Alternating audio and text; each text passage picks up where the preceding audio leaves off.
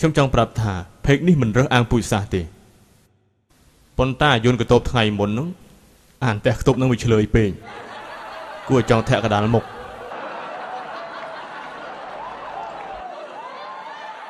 ខ្ញុំមានមិត្តភ័ក្តិជនជាតិវៀតណាមជាច្រើនអ្នកដែលជឿព្រះយេស៊ូវដែលជារកីល្អនៅថ្ងៃនេះខ្ញុំចង់និយាយអំពីឈ្មោះអូនបុប្ផាជនជាតិវៀតណាមដែលនៅស្រុកខ្មែរភាគច្រើនគឺឈ្មោះបុប្ផាតែម្ដង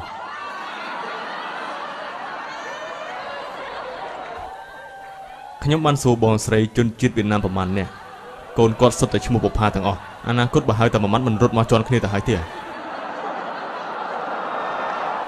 ពេលដែលកើតមកគឺត្រូវទៅចុះបញ្ជីឈ្មោះហើយប្រធានភូមិបានប្រាប់ថាបើមិនដាក់ឈ្មោះខ្មែរទេគេមិនឲ្យចូលរៀនទេនេះបើគិតពីអង្គការសិទ្ធិមនុស្សពិភពលោកវាជារឿងគួរឲ្យសង្វេគតែបើគិតពីមហិច្ឆតាហូជីមិញខ្ញុំអត់ដឹងទេឈ្មោះសមុនថាឈ្មោះទេវីចន្ទថារស្មីមករាកុម្ភៈមីនាមេសាឧសភាមិថុនាឈ្មោះខ្មែរមកកកោកមិននាំគ្នាដាក់មកប្រកាច់ដាក់ជន់គ្នាឈ្មោះបុប្ផាហ្នឹងវាពីរោះខ្លាំងអីក៏មិនសុំហ្មងដូរខ្លះទៅ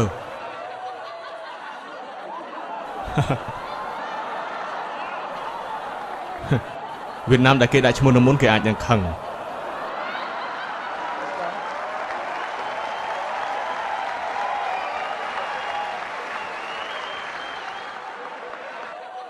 តែរឿងមួយទៀត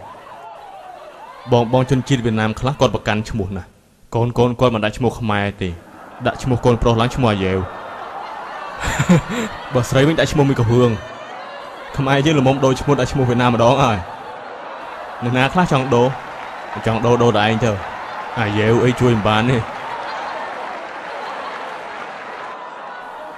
នៅជិតផ្ទះហងពៅមានវៀតណាមមួយគ្រួសារគេហៅឈ្មោះកូនគេថាខុងខែគា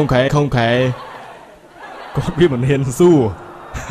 ហើយគាត់គិតថាយួនមួយនេះដាក់ឈ្មោះកូនប្លែកមិនទេមកជីវិតអញដែរលឺទេមានអ្នកណាដឹងថាឈ្មោះអីដែរទេគឺឈ្មោះអាកុងគី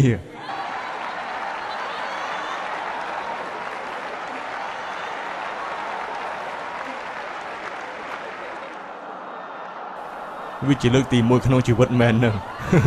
ចេញទៅអញ្ចឹងវិញណោះ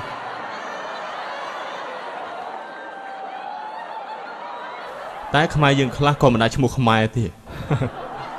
គាត់ដាក់ឡើងសារ៉ូសាសម៉ាលីនីតាមីលីហេណាថូមីខេរីលូស៊ីតែបងខ្លះគាត់ដាក់ឈ្មោះគាត់ឲ្យក្លាហាននិងមានអនាគតដូចជាឈ្មោះម៉ាថាយយ៉ាកុបយ៉ូហានម៉ាកុសគឺជាសាវករបស់ព្រះយេស៊ូវនៅប្រទេសអ៊ីស្រាអែលកាលពីសម័យនោះព្រោះឈ្មោះប្រៀបដូចជាបាលីនិងព្រះបន្ទូលឈ្មោះដែលយើងហៅរាល់ថ្ងៃអ្វីដែលមើលមិនឃើញវាជាការពិត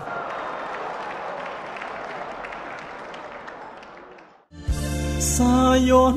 កងភ្នំតយំក្រអូលួចដួងចិត្តព្រឺព្រួចនឹកដល់ម្ចាស់ស្នេហ៍ប្រហាក្លិនស្រូវនៅពេញវាលស្រែដូចក្លិនមាសស្នេហ៍រៀមថែធ្នមបីស្រណោះសំដីស្រីធ្លាប់ឆ្លងឆ្លើទ្រូងបងជាខ្នាមលុបស្នេហ៍ភាំងក្ដី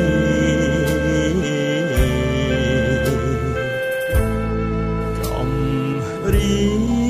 ងគ្មានភ្លេងបងបំពេលស្រីក្នុងខ្ទមនិស័យរាល់ថ្ងៃរៀបលិច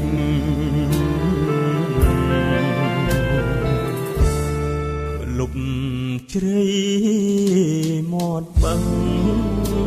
អ្នកដឹងរឿងខ្ញុំនឹករូបមុំស្ទើរបែកដួងចិត្ត